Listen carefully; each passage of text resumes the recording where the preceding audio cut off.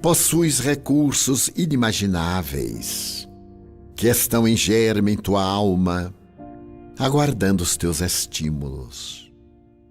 Por enquanto, sintonizas com as províncias de sombra por onde transitaste e já deverias ter te libertado da sua presença. Vez que outra descobres toda a força que jaz em ti, aguardando. Jesus utilizou-se dos seus recursos para demonstrar a finalidade a que se destinavam. Acalmou os ventos e devolveu ao mar a sua tranquilidade. Liberou obsidiados e restituiu equilíbrio aos obsessores. Sarou enfermidades e recuperou doentes da alma. Multiplicou pães e peixes e alimentou espíritos esfaimados da verdade. Iluminou a terra e jamais se eclipsou. Possuis o Cristo interno poderoso que é teu, mas o mantens manietado, sem ensejar-lhe ação. Deixa-o espraiar-se através de ti. Ele é harmonia e tu estás desequilibrado. É amor e tu és carência. É claridade e tu és sombra. É vida e tu te debates nos grilhões da morte. Com ele agindo por ti, terás decisão para te negares aos pensamentos doentios, que se transformam em tormentos e ações nefastas. És, antes de tudo, o teu mundo interior, e porque aí ele habita, todo te renovas e dás margem. Aqui és tu em as tuas potencialidades para a realização do programa de paz e vida a que estás vinculado.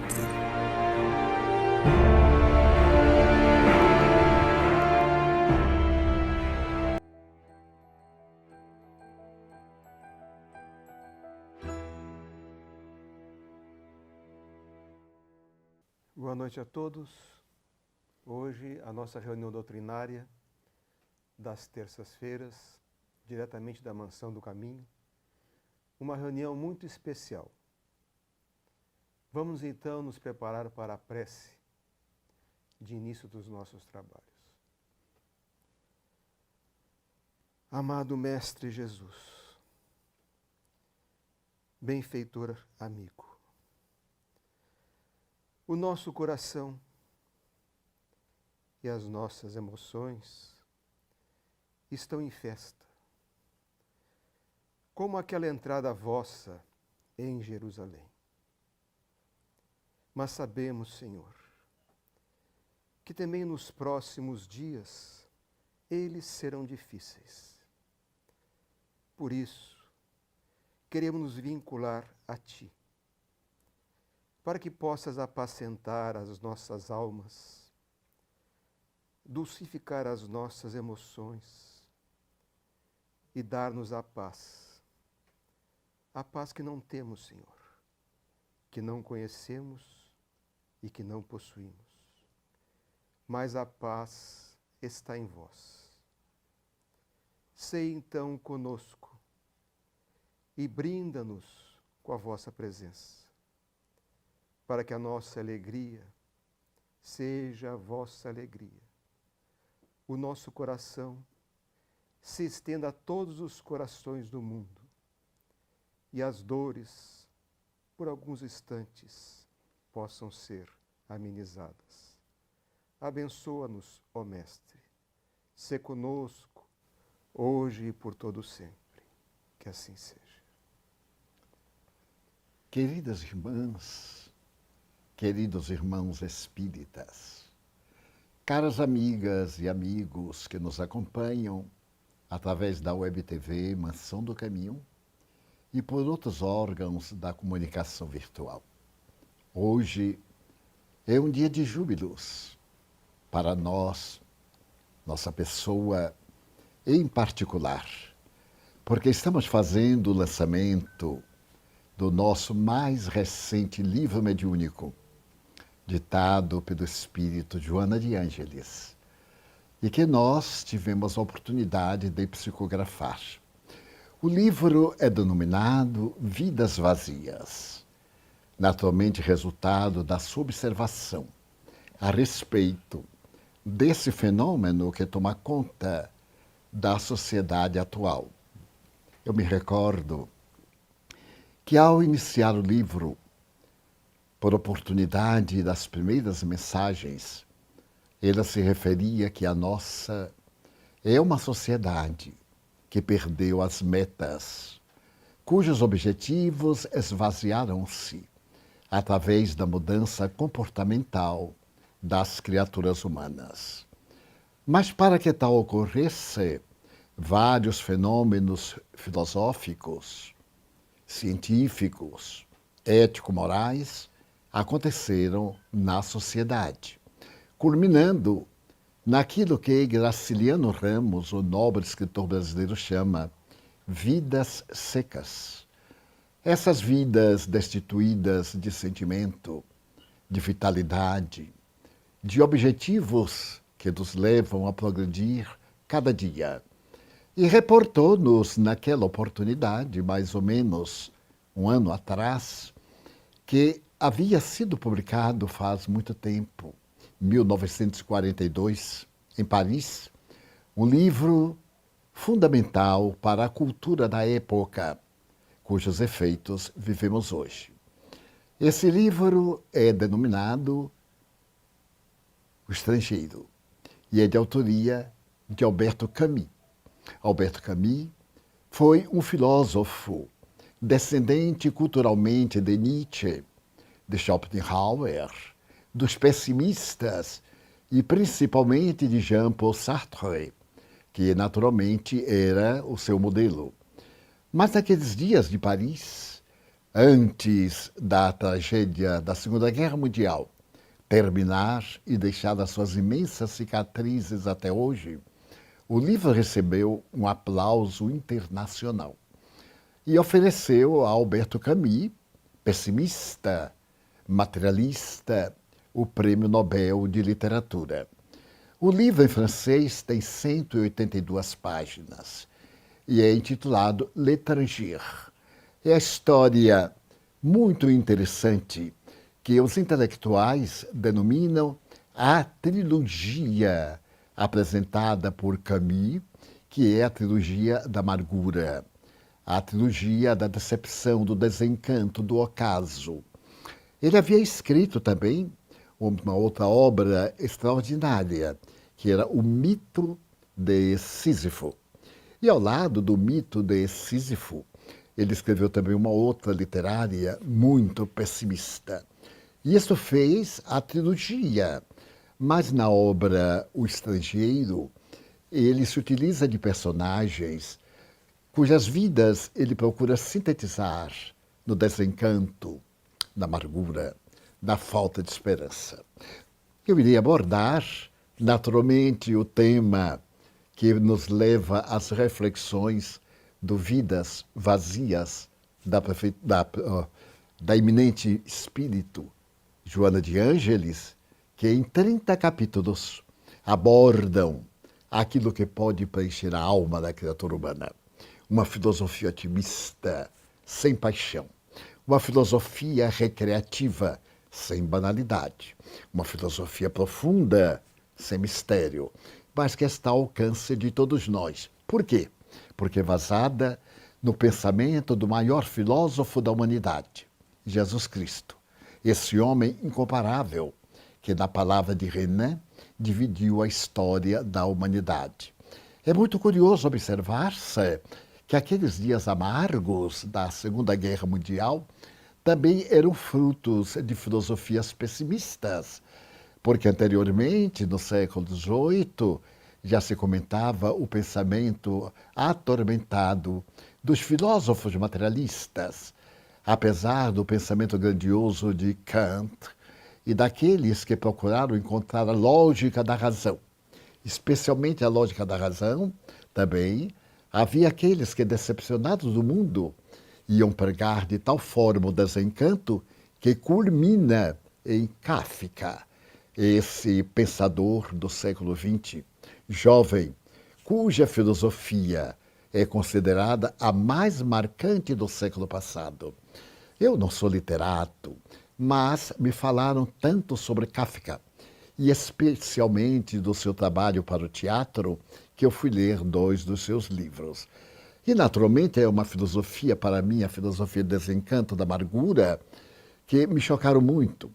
Vamos colocar o título, a filosofia do absurdo. O absurdo é que vige. E a primeira obra que eu li foi Metamorfose.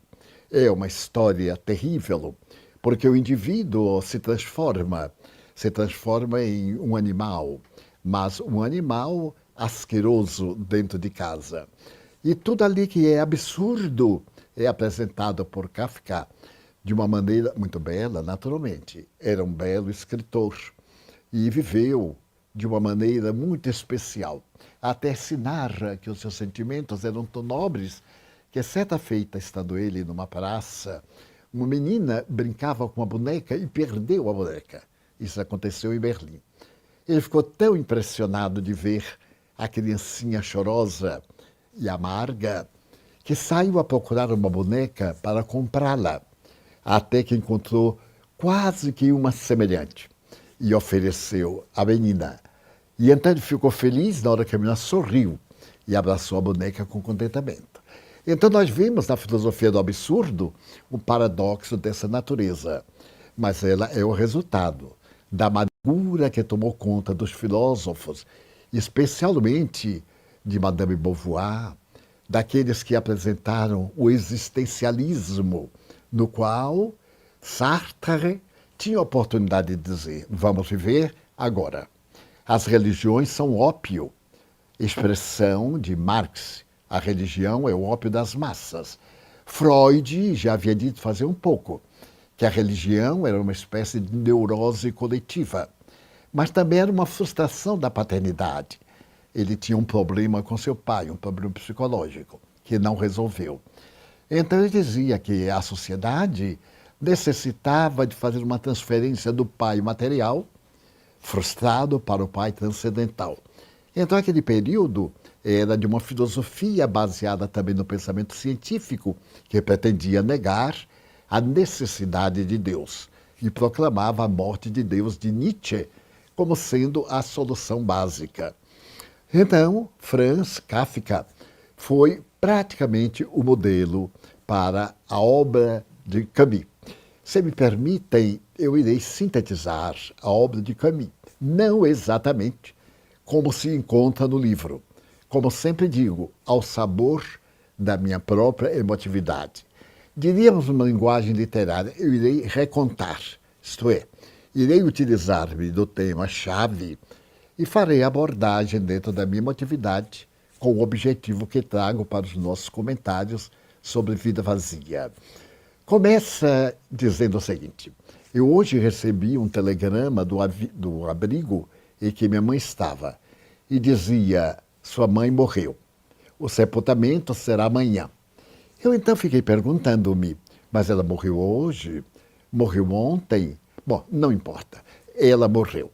É exatamente aí que começa a tragédia de Morceau. Morceau é o personagem cuja vida, cujo desencanto e cujos absurdos narra Camus. Esse Morceau era muito amigo de um homem que era um proxeneta. E este indivíduo havia separado de uma sua amante. E mais tarde, o irmão daquela jovem abandonada, numa praia, criou um problema. E este homem chegou a lutar com o irmão dela, o árabe. Mais tarde entenderemos o porquê do árabe. Ele luta com o árabe em faca e sai muito ferido. Mas Morceau era muito amigo desse indivíduo. E logo mais tarde ele volta à praia e encontra o árabe. Ele não sabe dizer por quê, porque ele não tinha emoções. Ele se aproxima do árabe e talvez o sol, muito forte ali na praia, tenha feito com que ele entrasse num delírio e ele mata o árabe. É com esse conjunto de absurdos que a obra se desenrola. Ele viaja para poder fazer o velório da mãe. vai ao abrigo, ao asilo em que ela vivera, e olha para ela com indiferença. Não era sua mãe, apenas ela o parira. Ele não tinha emoções nenhuma. E como foi ficando monótono, ele resolveu naquela tarde quente sair a passear um pouco na cidadezinha da Argélia, ele era argélio, e passou uma boa temporada em Argel, a capital que pertencia o país à França. E então ele chega e vai assistir um filme, vai uma matinê. Na matinê, ele encontra uma jovem e depois de conversar um pouco, ele vai passar o resto da tarde no apartamento da jovem. Altas horas, ele retorna para o que lhe parecia muito enfadonho. Ficar ali olhando aquela mulher morta ao dia seguinte. E ela foi sepultada, mas ele não tinha emoções. E essa falta de emoção, quando ele retorna a Argel, ele recebe uma notificação para apresentar-se às autoridades pelo crime que havia cometido contra o árabe. Ele praticamente não lembrava, porque ele não teve raiva, simplesmente matou. Mas ele matou sem emoção. A sua vida era uma paisagem desértica, muito árida, e ele foi a julgamento. E a história maravilhosa do livro é o julgamento, que, claro, eu não vou poder repetir, porque o meu objetivo é outro, um pouco diferente do que Camus desejou. Mas naquele julgamento, chega um momento em que Marceau se sente tão aborrecido que ele tem a impressão que não é ele que está sendo julgado. É como se ele fosse assistente de um espetáculo comum, mas não da sua pessoa. O juiz havia encontrado uma forma de desviar a atenção do público, e ali estava. E então, o homem que o examinava julgava-o com quase impiedade, e sempre se referia à mãe dele. Ele é um desalmado, não sentiu a morte da mãe. Não apresentou nenhum sintoma de sensibilidade, portanto, ele é muito perigoso para a sociedade. E ele começou a pensar, será que eu estou sendo julgado porque não dei importância à morte de minha mãe ou porque matei o árabe? E então voltava o promotor a acusá-lo desse extremo de ser um homem destituído de emoções. E realmente, ele começou a pensar na sua vida. A sua vida havia transcorrido de uma forma muito singular. Quando ele foi estudar na universidade, ele não sentiu alegria, era indiferente. Então isso fazia dele um homem de vida vazia. Não tinha qualquer objetivo. Era um estrangeiro no país de si mesmo. Nem ele se compreendia. Por isso, o julgamento foi monótono, mas ele foi ficando mais ardente quando o promotor, tomado de uma certa ira, porque ele era um mau filho, não porque ele era um homicida, pede a pena máxima. Ele então olha e sorri. O que seria a pena máxima? Matá-lo. Ele já era um morto. Era um morto que respirava. Por fim, quando o juiz, também muito desagradável, levanta o martelo, golpeia a mesa, depois de ouvir os jurados, ele deve morrer. Morrer guilhotinado. E marca a data da sua morte. Ele quase sorriu. O que era morrer guilhotinado? Isso não lhe dizia coisa nenhuma. Ele não tinha nada a perder, mas também não tinha nada a ganhar se continuasse na sua vida. No momento da morte, no dia da morte, ele sai do cárcere para o pátio da prisão. E ali estavam as testemunhas. Nota curiosa que eu acrescento. As testemunhas das mortes alheias são verdadeiros indivíduos psicopatas. Como se podem permitir o prazer de ver o assassinato legal? Porque a pena de morte é um assassinato legal. É a morte do algoz, porque a lei não pôde corrigi-lo, a sociedade não logrou educar. É também um crime. Somente não é considerado crime quando a pena de morte é tornada legal. E então ali estavam as testemunhas patéticas. Indiferentes, elas tinham que dizer que viram quando Marceau foi levado à morte, à pena final. Mas nesse momento, quando ele sobe ao patamar em que estava a guilhotina, vem aquele que ele vai decapitar e oferece-lhe o manto que cobre a cabeça. Ele nega. Pela primeira vez ele teve emoção. Bom, já que eu não pude contemplar a vida, eu quero contemplar a morte. E naquele instante, ele olha para as pessoas e lamenta não ter vivido. Aí é que está o grande absurdo. Ele lamenta não ter tido infância. Como foi a sua infância? Sua primeira experiência de amor, o primeiro beijo, a primeira emoção sexual. Como é que foi a sua vida? Ele lembrava, eram tudo tão sem emoção. Mas ele gostaria de ter vivido como todos os jovens da sua idade. Ele poderia ter vivido em Paris, mas, muito bem, agora ele estava ali, ia morrer. Ele era jovem e queria viver, queria viver. Então, ele foi seguro pelo ombro para poder ajoelhar-se e colocar a cabeça sobre o cepo. Ele não aceitou cobri-la, então estava com os olhos desmesuradamente abertos e focou aqueles que eram testemunhas da sua morte. Ajoelhou-se e no último momento ele ainda contemplou o sol, a vida era tão bela. Por que nos matamos um ao outro em nome da lei? Por que não educamos as pessoas? Porque elas são psicopatas. Elas trazem muitas vezes heranças malditas. Por que ele era indiferente? Por que ele matou o árabe? Não se justificava. Porque a sua pobre mãe no asilo, ele não cuidou dela. Então ele teve vontade de chorar. Encostou a cabeça. E então foi disparada a lâmina. Em uma fração de segundo, a sua cabeça caiu no cesto, os olhos abertos, contemplando as testemunhas também diferentes. Morceau havia morrido. Era um estrangeiro. A obra impactou a sociedade. E quando mais tarde Camus escreveu sobre o mito de Sísifo, que também é uma história grega extraordinária, o homem que ludibriou a morte, Sísifo, quando Zeus decretou a sua morte e ela veio buscá-lo, ele conseguiu fraudá-la, oferecendo-lhe um presente valioso, um colar. Elogiou a morte e a morte, muito vaidosa, permitiu que ele colocasse o colar no seu pescoço. Só que não era um colar. Era uma coleira. E ele aprisionou a morte e criou o maior problema para os deuses.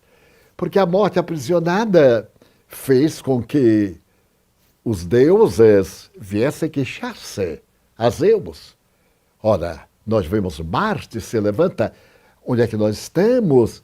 E assim por diante, Zeus, enfurecido, manda buscá-lo de qualquer forma. Mas o nosso objetivo não é falar sobre o mito de Sísifo. Ele foi condenado a uma montanha terrível, carregando uma pedra, por muitos séculos, até que foi libertado. Vidas vazias, vazias de objetivos essenciais, vazias de metas fundamentais para a existência. Então, com o pensamento de Kafka, o pensamento de Camus, o pensamento do grande mestre do existencialismo. A guerra era tremenda. Ele havia sido partisan, isto é, havia trabalhado escondido a favor da França. Ele era um herói. Este homem, que tanto trabalhou na filosofia, era sobretudo apaixonado pela França. E a guerra entorpeceu-lhe os últimos sentimentos. Porque ele teve a oportunidade de ver nos esgotos de Paris as criaturas fazendo tudo para sobreviver, comendo ratos, perseguindo os animais dos famosos esgotos que mereceram de Victor Hugo uma grande obra literária. Então, tudo isso mostra, e ele tinha a oportunidade de dizer Sartre, para que a ética moral? A religião fala que há uma vida depois da vida, mas não prova coisa nenhuma. Então é necessário viver agora. Existir agora, porque senão vem a bomba e tudo se acaba. Ele estava na guerra. Ele via sacerdotes de todas as religiões, pastores, talvez espíritas, católicos, cristãos, venderem suas filhas por uma barra de chocolate aos lutadores franceses, aos americanos, aos alemães. E isto era uma aberração. Ele chegou a ser preso. E ali, na prisão, que ele conseguiu fugir, ao lado de outros partisans, de outros salvadores da França, ele amava demasiadamente esse país encantador das tradições históricas da humanidade, herança da antiga e nobre Gália. Então, em todo este panorama, o existencialismo sobreviveu. E nós herdamos de Sartre a sua filosofia viva hoje, viva agora, porque amanhã, bom, isso não tem amanhã. Então nós avançamos ao depois da Segunda Guerra Mundial. E depois da Segunda Guerra Mundial veio a destruição da família. Os anos 50 do século passado são os anos de 4 rapazes. 4 rapazes ingleses, simples, que gostavam de cantar, mas cantaram uma música modesta. Por exemplo, como era a sua vida na barbearia, na mercearia da esquina. E os Beatles mudaram completamente o ritmo da música. Naquele tempo, os americanos haviam mudado o ritmo dos bailes, acabado com o mito da sensualidade. A dança não era somente para uma emoção sexual, era também um divertimento, um esporte. E o rock and roll nasce. Aqueles rapazes movimentam o mundo. Mas também, logo depois, quando eles estão no auge, vêm os Guns N' Roses. E também essas balas e rosas vêm apresentar uma visão de uma Europa devastada. A juventude arrebenta todas as tradições. Então existe família. Os pais, por sua vez, também não têm vínculos. E os jovens se tornam incômodos dentro de casa. Logo na adolescência, antes da afirmação geral que passa para a fase adulta, eles são, como se criou a palavra, aborrecentes, não adolescentes. Aí a filosofia comportamental se modifica e os pais liberam os jovens para liberar-se também.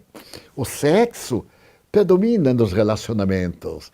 A perda do sentido do respeito da família, da ética, aos mais velhos, porque todos vamos envelhecer, desaparece. E é, portanto, um período revolucionário. Logo depois, veio Woodstock, dos anos 60, para ser exato, em 68. Aquela fazenda de Nova York, que durante 3 dias recebeu 800 mil jovens para o amor, o sexo e a droga. A sociedade havia-se desequilibrado totalmente. E nesse momento os hippies, que tinham ânsia de beleza, não queriam a guerra, queriam a flor. Os Estados Unidos começa a temporada das guerras do Sudeste Asiático. Então, nós vamos ver as grandes batalhas tropicais. A Ásia se torna importante por causa do avanço do comunismo. A América se põe de pé para evitar que o comunismo, que está graçando no sul da Ásia, passe para a América. Então há um desequilíbrio de valores. Em São Francisco, na Califórnia, um notável marxista alemão, que elabora numa das melhores universidades de Berkeley, levanta-se e diz: jovens não vão para a guerra. A Constituição americana permite que os jovens se recusem à guerra. Ele vai naturalmente para um outro serviço, não para o campo de batalha, por questões religiosas ou outras. Então não vão para a guerra, vamos fazer o amor. Então nasce a filosofia do amor, a filosofia da flor. E então os beatniks, eles utilizam dessa palavra, que é uma corruptela de beat, com uma adaptação da terminal nik. Então se dá uma mudança total. E essa mudança total investe contra os valores éticos da cultura, propondo o vazio existencial. Façamos a nossa pausa.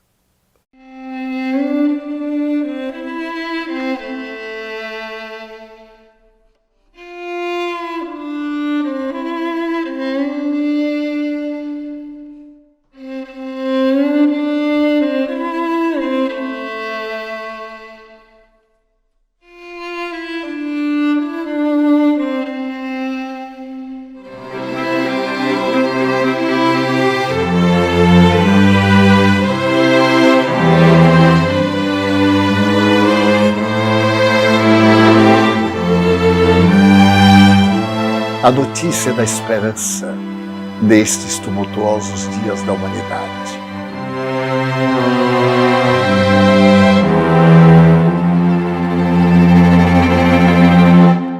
Olá, amigos! Eu quero te convidar para que você possa acessar ao Espiritismo numa perspectiva de poder olhar os aspectos históricos e atuais, capitaneado naturalmente por uma figura emblemática, significativa, um ícone do nosso movimento espírita, Divaldo Pereira Franco. Espiritismo Play é essa plataforma através da qual você mergulha em conteúdos inéditos e em conteúdos históricos. E tu tens a possibilidade de poder viver o Espiritismo através das reflexões desse que é o nosso maior divulgador do Espiritismo nos últimos tempos, cuja palavra sempre nos encanta. Eu te convido para que tu possas fazer parte dessa plataforma, fazendo uma assinatura e também contribuindo desse modo com a Mansão do Caminho. Um abraço.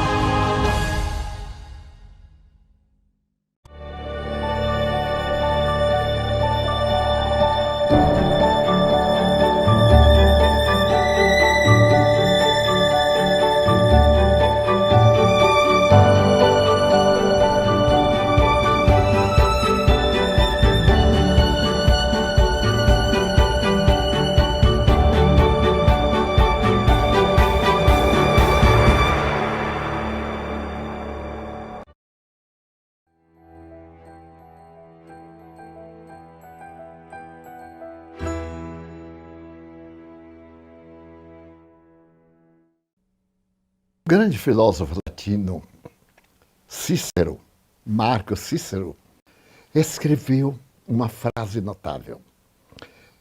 A filosofia é a pedra de toque que desgasta o erro e faz brilhar a verdade. Outros dizem que a frase era diferente. A história é a pedra de toque que desgasta o erro e faz brilhar a verdade.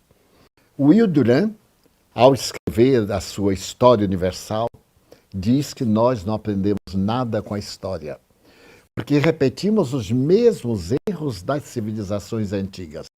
Destruímos-nos. A falta de solidariedade, de respeito à criatura humana, leva ao desprezo, à destruição. Quando nós atingimos um alto nível de cultura, de progresso, nós degeneramos moralmente. Desde a Suméria, a Assíria, a Babilônia, a Caldeia, até o Império Romano e até os impérios modernos. Cada período um país se levanta, cresce, atinge a culminância e depois se derrota pela perda dos valores morais. Aí está ainda hoje a herança do nazismo. Quando terminou a guerra, havia aproximadamente 62 milhões de alemães que sobreviveram. Mas em cada 100 alemães, 90 eram nazistas. E não se podia prender este povo todo, é claro. Os aliados resolveram descobrir qual era a técnica do nazismo. E perceberam que Goebbels, um daqueles 4 cavaleiros do Apocalipse, amigo de Hitler, havia dito esta frase ao Führer: Senhor, uma mentira muito repetida torna-se verdade. Então foi criada a mentira da raça superior. Não há raças superiores. Todas as raças têm a sua própria gênese, que vai culminar naquela primeira mulher que aparece na África e que é denominado biótipo humano. Dela se derivam todas as raças. Então nós temos o mesmo genes, nós temos a mesma herança. A raça superior é cultural, é uma raça de educação, de ética, de estética, e que tem outros valores tecnológicos, mas normalmente, neste momento dos valores tecnológicos, vem a corrupção moral. E é a corrupção moral que devasta. O Império Romano degradou Nero, e aqueles sequazes que eram tão vis que foram assassinados ou mataram-se. Quando nós nos recordamos da chamada Casa Júlia, de onde saíram indivíduos hediondos, a mãe de Nero matá-la pelas costas, para ver de que ventre havia saído o monstro como ele próprio. Então, este homem era o imperador, e que se atrevia a ser artista, manda incendiar Roma e canta de um lugar distante, quando ele vê a cidade devastada, para construir a nova cidade. Então é a decadência moral. Jamais me esquecerei de um fato histórico, aliás, que me foi narrado por um espírito muito querido, que quando Cláudio estava no poder, ele era casado com Messalina, que é o biótipo da mulher depravada. Ele era um decadente. E então, ali no Capitolino, o grande bairro do Império, ele oferece para ele uma oportunidade de atender o tormento sexual e autoriza a eleger os 10 melhores cidadãos das legiões. Por sua vez, ele se permite eleger as 10 maiores e mais belas damas do Império, senhoras respeitáveis, jovens, e vão para o palácio e cada um se entrega à orgia. Muito cedo, pela manhã, às 5 horas, ele sai cambaleante da alcova e vai saber de Messalina, sua esposa sim, e pergunta, vê-la deitada, cercada dos loucos apaixonados, e ele lhe pergunta, então, satisfeita? E ela dá uma resposta ultrajante, não, cansada. Então, o Império Romano desabou. Vieram as tragédias, a decadência, a divisão. Império Romano do Oriente, Império Romano do Ocidente, e hoje a Itália, com todo respeito, não nos faz lembrar a grandeza do país que dominou o mundo há aproximadamente 2000 anos, ou 1900 anos, e etc. Então, os direitos humanos foram libertando-nos das paixões do ódio, das diferenças étnicas, das diferenças de conduta, das diferenças de necessidades hormonais, de necessidades emocionais, de necessidades espirituais. Mas tudo isso deveria ser em padrões éticos. Eu noto muitas vezes determinadas secções, determinados grupos minoritários defenderem a sua tese de tal forma que toda a humanidade está errada ou é deformada. E aquela minoria não está certa. Não, é exatamente assim. Nós estamos aí, entramos na visão espírita, no mundo de provas e de expiações. O corpo é um patrimônio sagrado que a divindade nos dá para podermos evoluir, mas também nos dá o prazer, para ser um estímulo para a nossa evolução e não para poder nos escravizar exclusiva e totalmente às raízes da sensação. Nós éramos sensação, instintos básicos, comer, dormir, fazer sexo. Passamos à emoção. E o Evangelho, segundo o Espiritismo, diz com uma beleza extraordinária a respeito da lei da reencarnação. Então nós vemos o espírito Lázaro dizer a respeito do amor.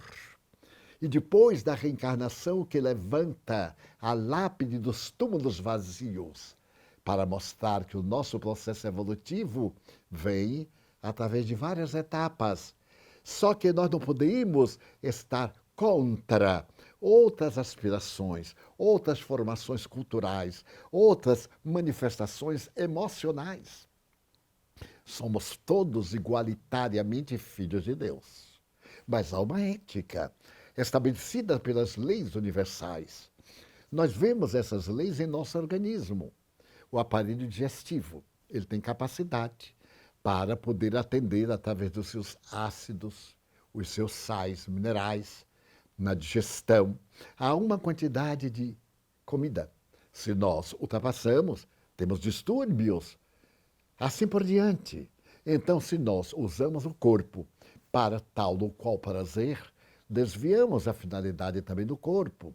Mas isso não quer dizer que sejamos proibidos de usar o corpo para encontrar o prazer que pode atender às necessidades da alma. Quantos suicídios com pessoas incompreendidas. Ainda ontem suicidou-se um ator brasileiro.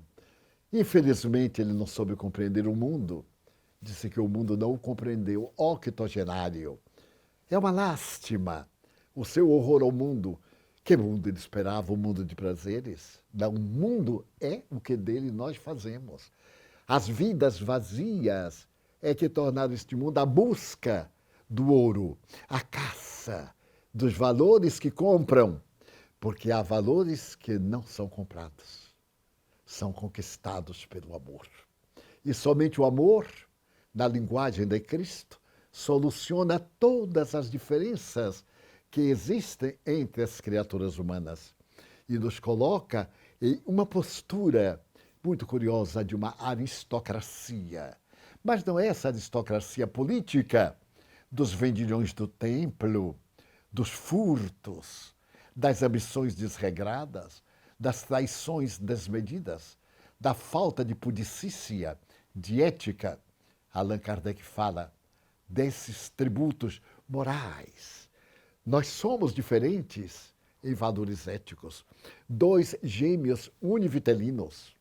Pode um ter o sentimento aselvajado e o outro o sentimento angélico.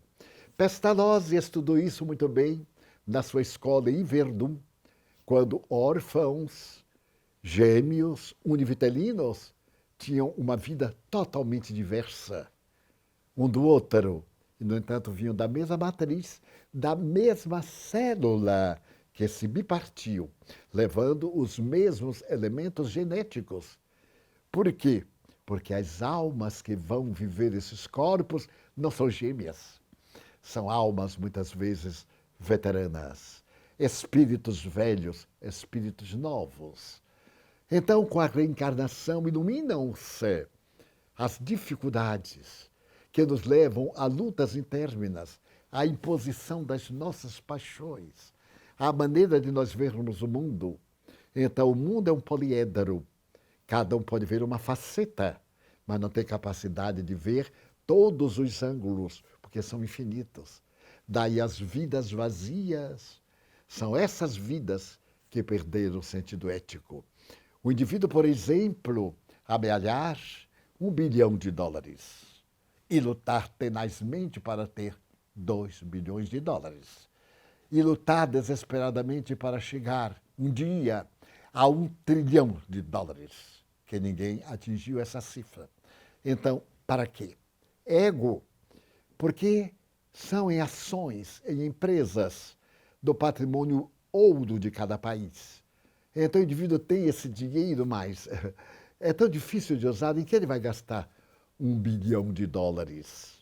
Nós vemos ao diário pessoas imensamente felizes, realmente felizes, com seu salário equilibrado, com uma família bem constituída, com a paz do lar, preenchidas no sentido familiar, nesse sentimento de igualdade, de amor pelos filhos, do trabalho de sol a sol, com alegria imensa. E vemos indivíduos com grandes fortunas, e um desencanto. Eu sou muito velho e hoje estou completando um ano mais. E eu também recordo quando as telas cinematográficas apresentaram pela primeira vez a menina mais bela do mundo. Tinha 15 anos. Chamava-se Elizabeth Taylor. Os seus olhos violetas nunca haviam sido vistos em ninguém. E esta jovem encantou o mundo por mais de 50 anos. No teatro, na televisão, no cinema, ganhou o Oscar mais de uma vez. Casou-se 7 vezes. De uma dessas, com o mesmo homem, 2 vezes. O maior intérprete do Hamlet, que ele deu um diamante de 5 milhões de dólares àquela época, mais de 40 anos. Ele era um infeliz. Adotou muitas crianças, porque nunca teve filho. Submeteu-se a interminas cirurgias da coluna vertebral. Padeceu angústias inomináveis e deixou um rastro na teatrologia da sua capacidade extraordinária de representar. Vendo a história dos grandes líderes do mundo, a sua história é sempre um pouco trágica, antes de alcançar o estrelato, depois de perder o estrelato, porque tudo é transitório. Quando alguém está no auge da glória, tem pés empurrando devagarinho para tomar o lugar. E o público também passa de um para outro astro com a naturalidade que o vento muda de direção. Quantas pessoas eu me recordo que me pareciam os líderes mundiais e logo depois eu me esquecia por novos líderes mundiais. Eu vivi a época gloriosa da diplomacia, dos chamados chefes de Estado, homens e mulheres transcendentais. Quando eu me lembro, por exemplo, de uma senhora como Golda Meir, a mulher que ergueu o Estado de Israel na ONU. Quando me recordo, por exemplo, de Roosevelt, o homem da paralisia infantil, que nos ajudou a salvar o mundo durante a Segunda Guerra Mundial. Quando me recordo, por exemplo, de mulheres extraordinárias, como a jovem que saiu correndo de Varsóvia, pegou o trem, veio para Paris e em Paris conquistou o mundo.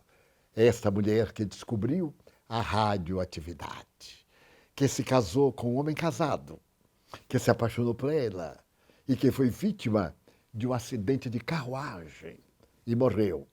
Também com ele, ela ganhou um outro prêmio Nobel de Química. E então, a história de todos esses vultos que rarearam, porque eles tinham um objetivo. E hoje eu fico olhando muitas vezes nos veículos do Grand Monde, sejam esses veículos hoje que são apresentados através das comunicações virtuais. E esses líderes sobem e descem com uma facilidade terrível. São glória de um dia e tragédia do outro, ou ao contrário. São tragédia de um dia e glória de um segundo. Quando vejo as fake news, as mentiras tão bem formuladas, e tenho sido vítimas delas, porque já me utilizei de um fato que eu li, e no entanto era mentira. Leitores, amigos escreveram, não, Divaldo, a informação é falsa, é mentira. O que fazer neste mundo de desinformações? Onde estão, para nós darmos à juventude, com todo respeito, e é uma opinião pessoal, os grandes líderes da juventude? Onde estão os grandes políticos? Onde estão os idealistas das leis extraordinárias que nos libertaram da escravidão, que nos tornaram independentes, que nos fizeram república, que nos tornaram cidadãos? Que fizeram? Então nós vemos as vidas vazias, os objetivos infantis, as brigas por ninharias, os chefes de Estado no mundo dizendo coisas absurdas. Ainda ontem eu li de um grande ator cinematográfico que recebeu vários Oscars, e que hoje é um homem de mais de 80 anos, não vote em alguém que é inimigo da ciência, mas no século XXI, alguém ser inimigo da ciência, ainda acreditar que a Terra é quadrada, ainda acreditar em fantasias com a ciência de laboratório, diante desta Covid terrível, aí estão já as pré-vacinas. Já temos hoje 1 milhão de pessoas curadas da grande calamidade. Os laboratórios imediatamente cresceram. Eu me lembro de quando surgiu a AIDS, a luta do laboratório Pasteur de Paris e a luta dos americanos para encontrarem imediatamente uma vacina, que era impossível, porque a cepa do bacilo ou do vírus criava mutações. Então era a mutação 1, a mutação 2. O mesmo nos acontece hoje com o vírus do coronavírus. É necessário, então, nós buscarmos estimular esses heróis da linha de frente que estão expondo a sua vida por nossas vidas. Respeitarmos, usarmos a sua orientação científica. O vírus contamina, o vírus mata.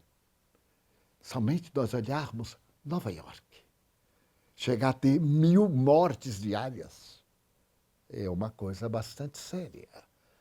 Não é uma fantasia. Alguns países mais felizes, a Espanha fecha o seu hospital de campanha. A Itália, mártir, também está recolhendo, porque o pico já passou. A Suécia, graças aos seus avanços tecnológicos e culturais, teve a sua forma de enfrentar e não sofreu muitas perdas humanas. Então, as vidas vazias estão precisando de ideal. E este ideal é Cristo. É aquele homem que disse: eu sou a vida e vos desejo a vida abundante. Eu vos trago a vida abundante. Aquele que der a vida por mim, salvar-se-á. E aquele que a perder ou ganhar, estará diante da consciência atribulada. Daí, em nosso Vidas Vazias da Benfeitora, temos 30 capítulos para meditações. E com muito prazer, depois da nossa segunda pausa, atenderemos a perguntas, naturalmente a respeito do tema, ou talvez um pouco fora, para podermos intercambiar vidas plenas de alegria.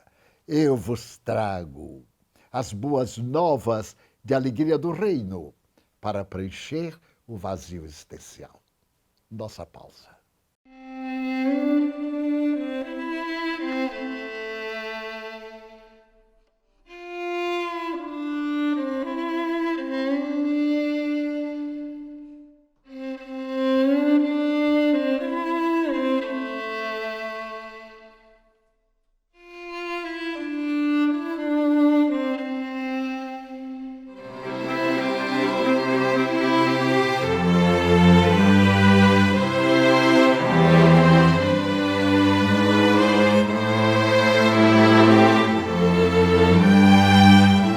A notícia da esperança nestes tumultuosos dias da humanidade.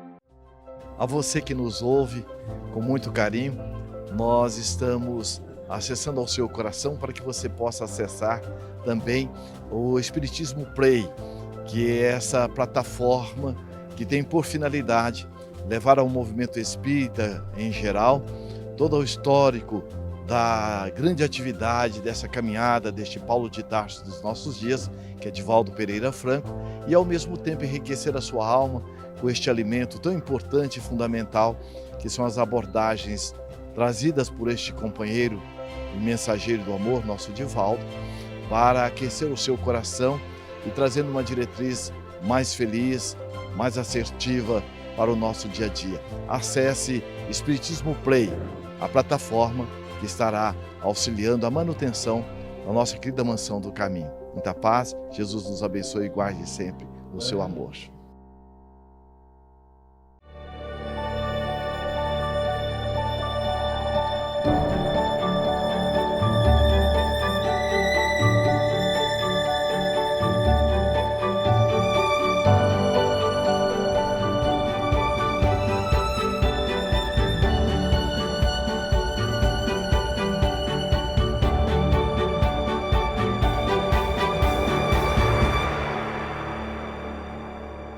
Divaldo, já temos muitas perguntas nos chegando sobre esse tema fascinante do novo livro da benfeitora Joana de Ângeles, Vidas Vazias.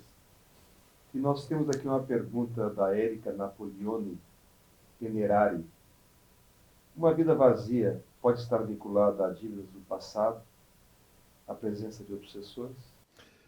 A pergunta é muito própria. Muitas vezes, numa existência anterior, nós temos metas que não se tornam realidade. E desencarnamos. Chegando ao mundo espiritual, temos uma grande decepção.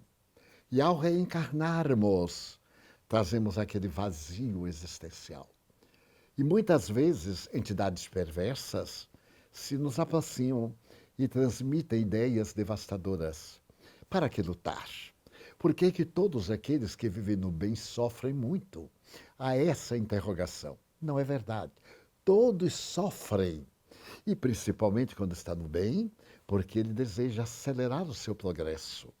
No Evangelho segundo o Espiritismo, o Espírito amigo diz: a dor é o prêmio que Deus reserva aos seus eleitos, porque devedores são convidados ao resgate.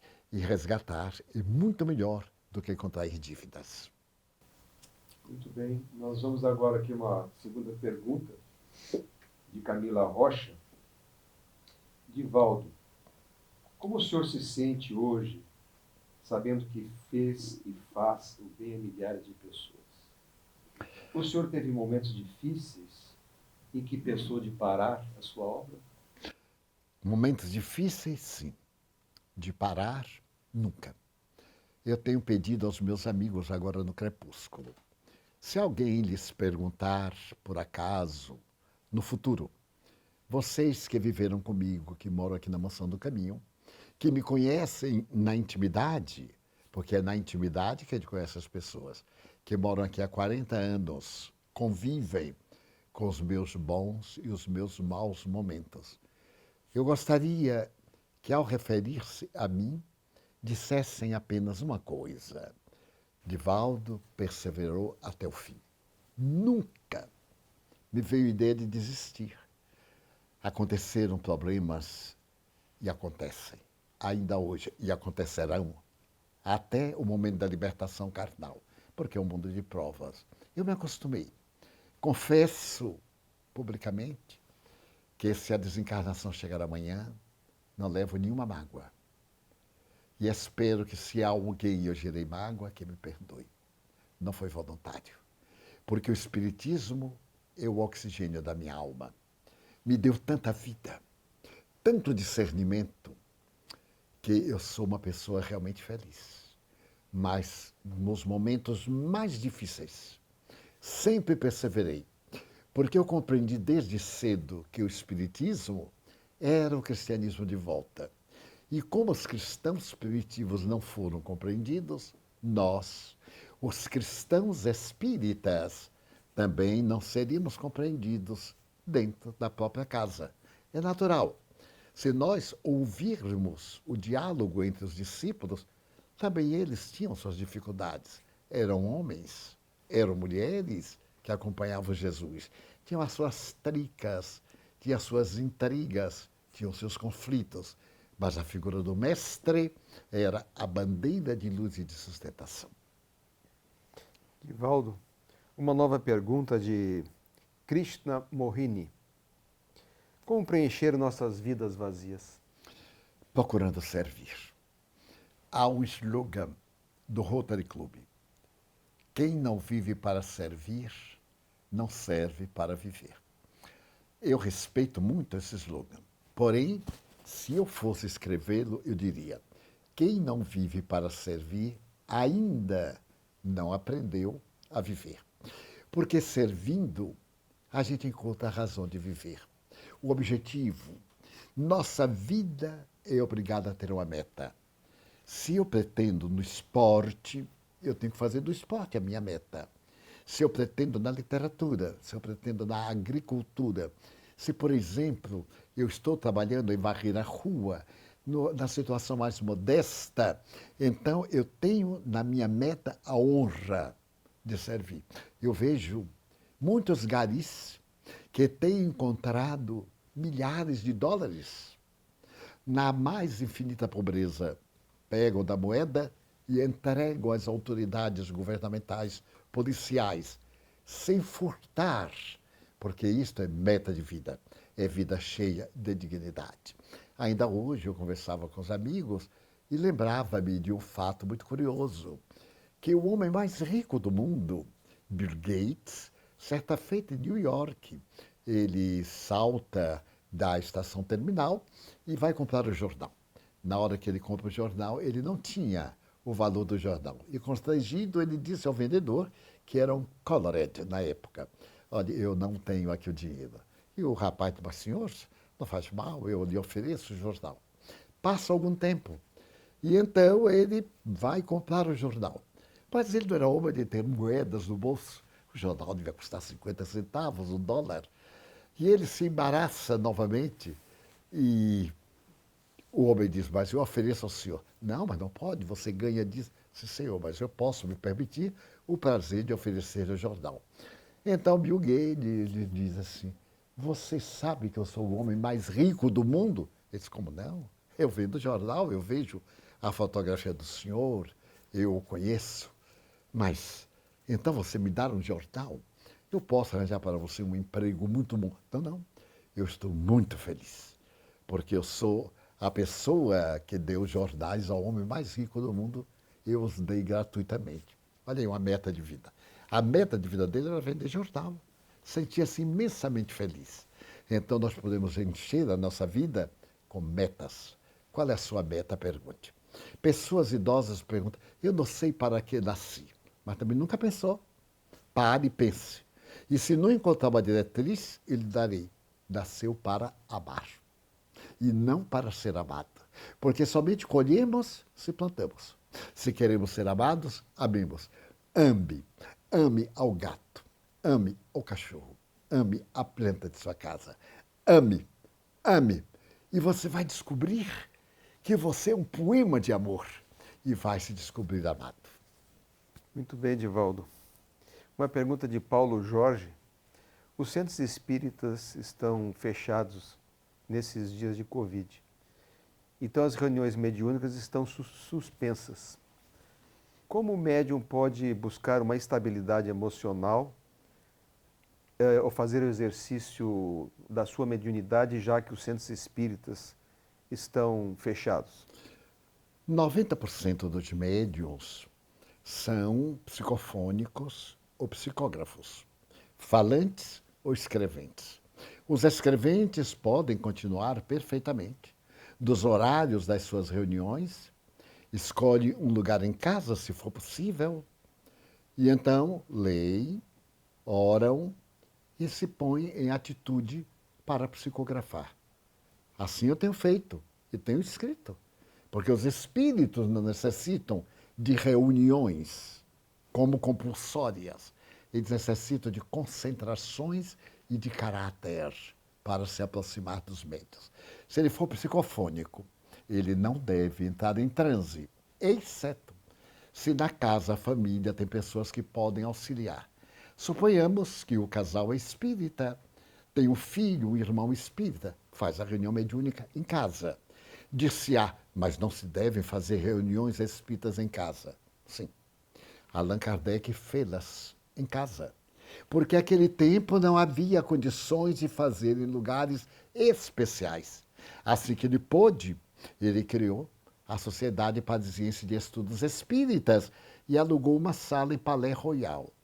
Como os amigos não ajudavam a pagar o aluguel, ele teve que fechar e voltar para casa. Nesta circunstância, Podes fazer a reunião mediúnica em casa, num quarto, numa saleta especial. Aqui na mansão, nós, os residentes, reunimos nos dias das reuniões mediúnicas em uma sala quase que totalmente reservada para isso, e as sessões são perfeitamente normais. Então, se não for possível, porque às vezes os familiares não concordam, as possibilidades não facultam, na hora, vá deitar-se, ore, sintonize, se transforme numa antena emissora de energias positivas, porque os espíritos amigos retiram o fluido animal e operam como se estivessem nas reuniões mediúnicas. O que é que acontecia antes de surgir o espiritismo? O espiritismo tem poucos anos.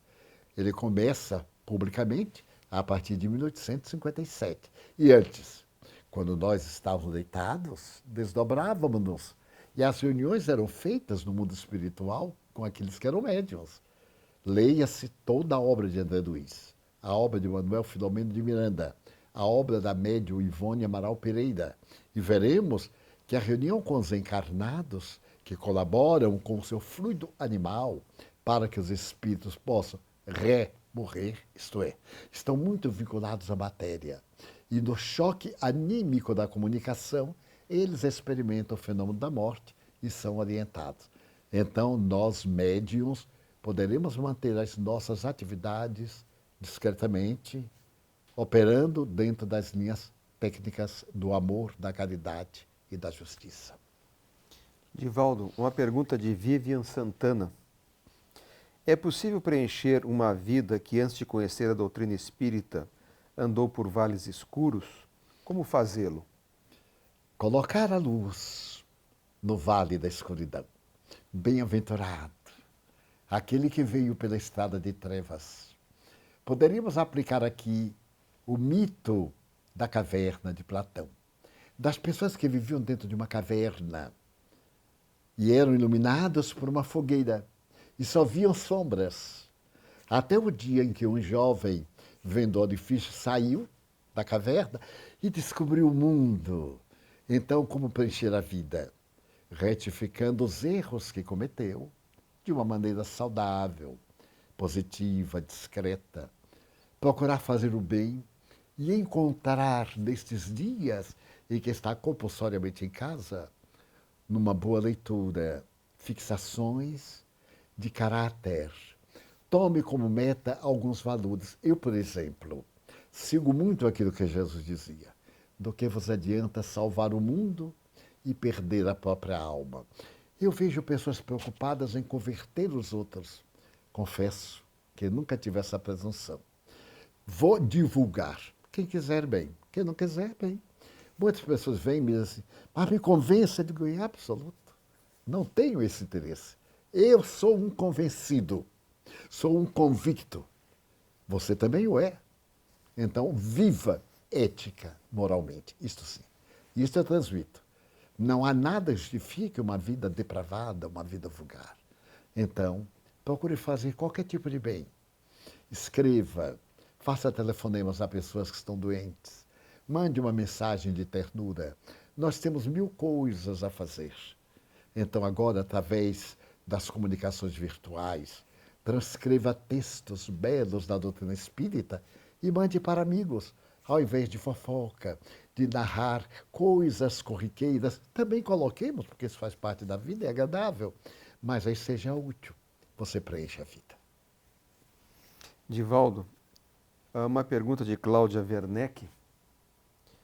Como é que você se sente hoje com 93 anos, em pleno trabalho? E é verdade. Qual é a receita da sua vida? Como é conviver com Joana de Ângeles? A receita é um pouquinho severa, porque é uma questão de disciplina. Quando me tornei espírita, o espiritismo é tão fascinante, é tão glorioso para mim, que eu lhe vou dizer com toda a alma, eu procurei me adaptar, porque fazia-me bem a mim mesmo. Mesmo nos dias difíceis, eu compreendia que estava resgatando. E a vida de todos nós, sem exceção, é feita de problemas, que são desafios para nós evoluirmos. ao chegar aos 93 anos de idade, eu sempre faço um retrospecto, eu sempre faço uma psicoanálise de mim mesmo, uma autopsicanálise, e descubro cada dia imperfeições. E lamento muito, porque o meu objetivo não é salvar os outros, é me salvar e ajudar os outros a se salvarem. Lhe confesso que tenho perdido vários amigos que ficam magoados, porque eles têm a sua meta. Mas eu fui convidado por Joana de Ângeles para servir Jesus. E então, primeiro, Jesus. Kardec que me ensinou a compreender e a amar Jesus. As obras básicas. Não admito apêndices. Essas ideias de médios, de pessoas para completar a obra. Que é isto? A obra veio completa. Para desdobrar, para ampliar, para aprofundar? Sim. Kardec o disse, que a obra, a doutrina, era progressista. Isto é, mas ela progride da raiz. E não com raízes estranhas, com colocações de adenda, não, de forma nenhuma. Então, viver com Joana de Ângeles é uma bênção. Mas como toda instrutora, ela não quer sempre anuir comigo. Eu tenho uma ideia, ela tem outra. Quantas vezes ela me adverte com austeridade? Austeridade de mãe, austeridade de mestra. A ponto de eu dizer assim, mas nossa, a senhora pensa que é fácil viver aqui? E ela me diz, mas eu vim daí, meu filho. Você não é o único que vive, todos nós vivemos. E eu deambulei muitos anos, eu conheço. E aqui estou, porque também me equivoquei. E não desejo que você se equivoque. Agora, confesso que tenho nela uma mãe generosa, amiga das horas muito difíceis. Todos nós temos horas muito difíceis. Ainda mais eu que elegi ser celibatário. Ter os filhos da humanidade. Ter os amigos, que são meus irmãos, da humanidade. Mas como eu gosto de querer bem, eu me sinto muito feliz com as limitações que dizem respeito ao meu passado, que não foi dos melhores. Divaldo, você falou bastante agora da benfeitora Joana de Ângeles, e Mateus Vitório também nos faz referência a Emmanuel. Esses benfeitores, eles têm interesse de reencarnar na Terra, de vir ajudar a humanidade, ou seria simplesmente uma imaginação nossa? Eles têm interesse de ajudar a humanidade e sempre reencarnam ajudando a humanidade. Você imagine, Emmanuel foi o espírito de Manuel da Nóbrega, o grande amigo de Anchieta, os dois que criaram São Paulo. Eles estiveram, quando os portugueses traíram os índios, eles ficaram como reféns para poder demonstrar que o homem branco não veio aqui para matá-los. Anchieta escreve na praia um poema a Maria Santíssima em latim, e na areia ele escreve e memoriza. Então, esses espíritos têm o grande interesse que a humanidade progrida. Porque ao tempo em que a humanidade progride, também eles. Jesus é o guia espiritual da Terra. Mas não considere isso uma blasfêmia. Há espíritos mais elevados do que ele. Ele é o mentor da Terra. Imaginemos o mentor do Sistema Solar. O mentor da Via Láctea, que é a nossa galáxia. Até chegarmos a Deus. Imagine a graduação. Daí todos eles anelam por também reencarnar. Dr. Bezerra, convidado a ir para o mundo superior, pediu para ficar ipsis verbis, nas sombras do planeta terrestre no Brasil, sob as bênçãos do Cruzeiro do Sul. E Emmanuel, que está reencarnado, ele está reencarnado desde quando Chico Xavier estava nos últimos tempos, 1 ano ou 2 antes de partir, e Joana me diz que depois que eu termine a minha tarefa, ela virá para continuar, porque ela também quer evoluir muito mais. E espera que eu esteja em condições de acompanhá-la. E quando eu penso nisso, eu me esforço mais para melhorar-me. Eu poderei fazer parte dos amigos espirituais, como tenho outros amigos espirituais. Tenho amigos espirituais, todos temos. Há um espírito, por exemplo, que escreve por mim e coloca ignotus, ignorado, porque foi um literato brasileiro que se dedicou muito à pornografia. Ele escrevia para ganhar dinheiro, uma boa literatura, e depois escrevia uma literatura chã. Quando chegou no além, que ele percebeu, então ele vem agora anonimamente escrever de uma forma compensadora. Veja que coisa linda. Daí todos estamos na lei da reencarnação, menos Cristo, que somente encarnou uma vez e nunca mais. Divaldo, uma pergunta de Vitor. Como devemos agir para viver totalmente o Evangelho? Nos tornar vivenciadores totais das máximas e servos do Senhor? Insistindo em praticar o bem. Não vamos conseguir integralmente, não vamos. Por causa do nosso nível, por causa da nossa estrutura. Por exemplo, a nossa estrutura orgânica, os nossos hormônios. Uma pessoa que tem hormônios X, mais do que outra que tem hormônios Y, tem mais necessidades do que o outro. Então nós vamos controlar, usemos Kardec, as nossas más inclinações para sermos verdadeiramente espíritas. Na definição que ele deu, sermos hoje melhores do que ontem, amanhã melhores do que hoje, lutando sempre contra as nossas más inclinações. E assim chegaremos lá. Mas não tentemos na vã ilusão que vamos conseguir logo. Joana me diz, meu filho, quem faz o que pode, faz tudo, faz o máximo. Divaldo, você falou e fez referências diversas às más inclinações.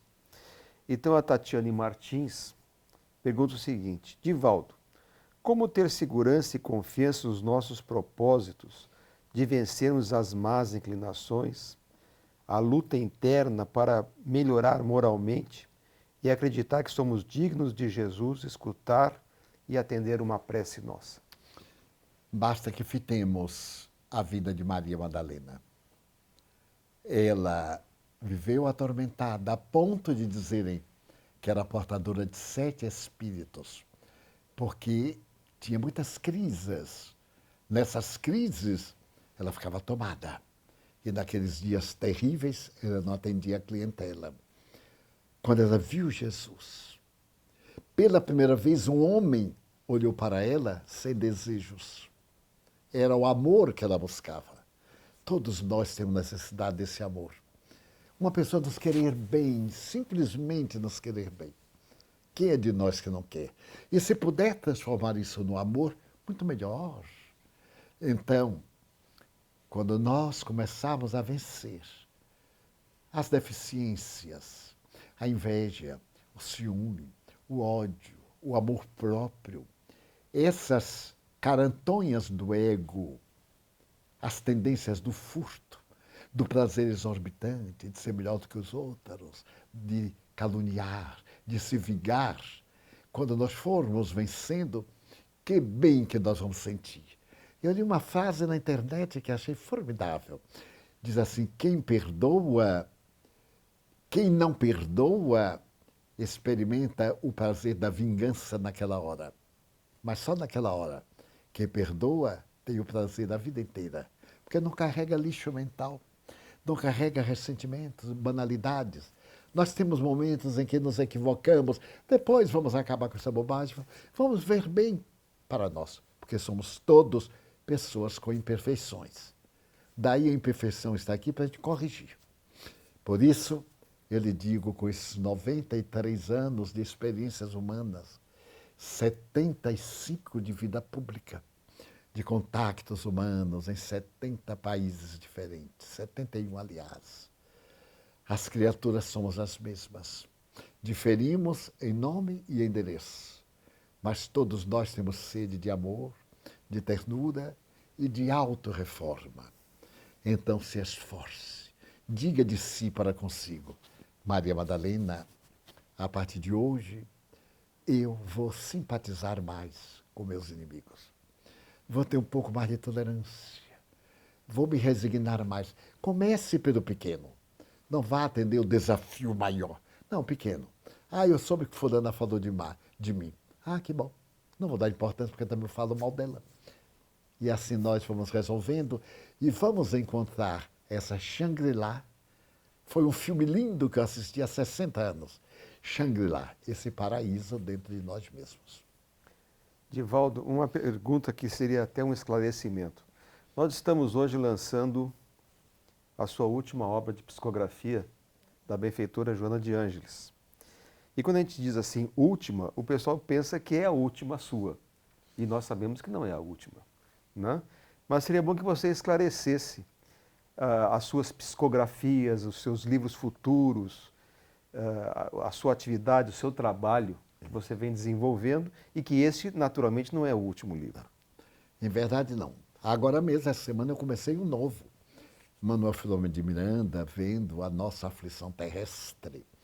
Ele me apareceu há 2 noites e me levou a uma região de sofrimentos humanos. E ali ele mostrou o que os benfeitores estão fazendo por nós.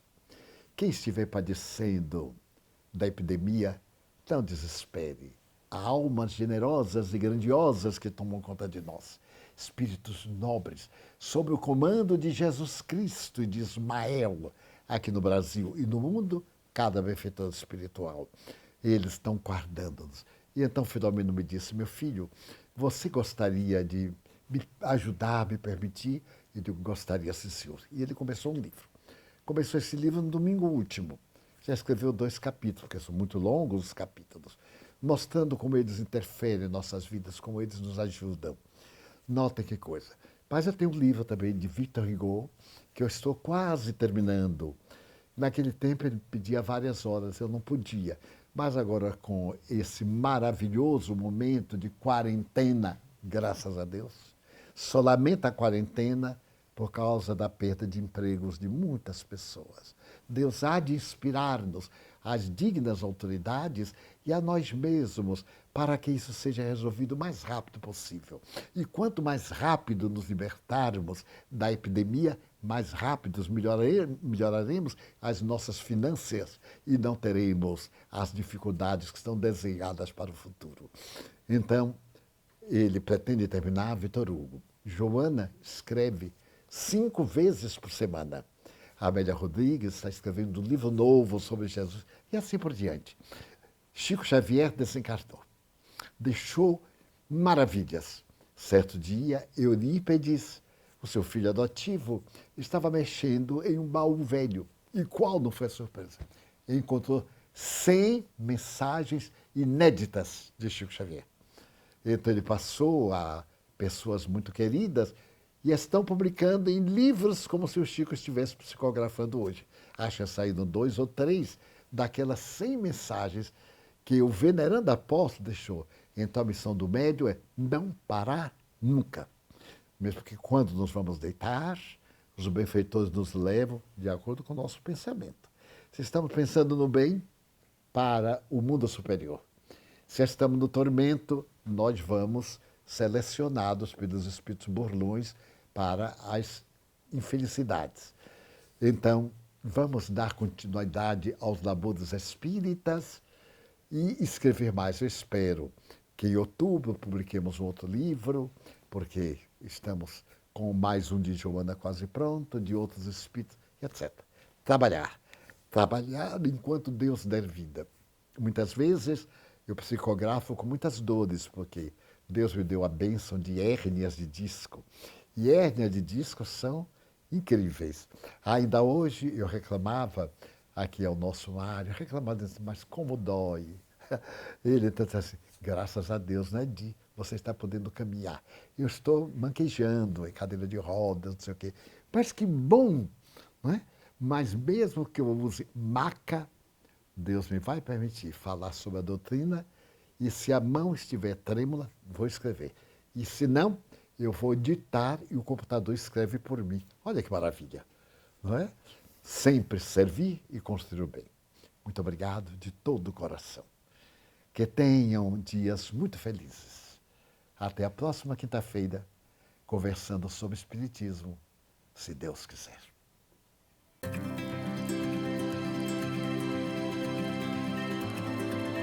Querido Divaldo, recordo-me quando pela vez primeira, nos idos de 1960, por minha mãe fui levado à Mansão do Caminho, na Cidade Baixa. Desde aquele instante, impressionei-me sobremodo. A convivência com você, uma convivência enriquecedora. Somos privilegiados pela sua companhia, pela convivência com você. Nesta data, queremos mais uma vez desejar-lhe muita saúde e que Deus o proteja hoje, amanhã e para todo sempre. Querido Divaldo, é com alegria que te cumprimentamos nesta data muito especial. Em nome da Federação Espírita Brasileira e do Movimento Espírita Brasileiro, desejando-te muita paz e saúde para que prossigas na caminhada deste servidor fiel que és ao Cristo e ao seu Evangelho. Querido Divaldo, recordo-me de uma ocasião em que você atravessava um período de grande dor e que você me disse que mesmo assim não poderia deixar de atender os apelos dos filhos do Calvário. Hoje, esses filhos do Calvário, espalhados por todos os lugares aonde você já saiu a semear, unem-se em uma só voz para parabenizá-lo e elevar uma prece a Deus, agradecendo por ter você conosco, o incansável benfeitor de nossas vidas. Obrigada, Divaldo. Divaldo, como resumir em poucas palavras toda a gratidão, carinho e amor que sentimos por você? Rogamos a Jesus que o abençoe com saúde e paz. Feliz aniversário! São os votos de todos os amigos que o amam.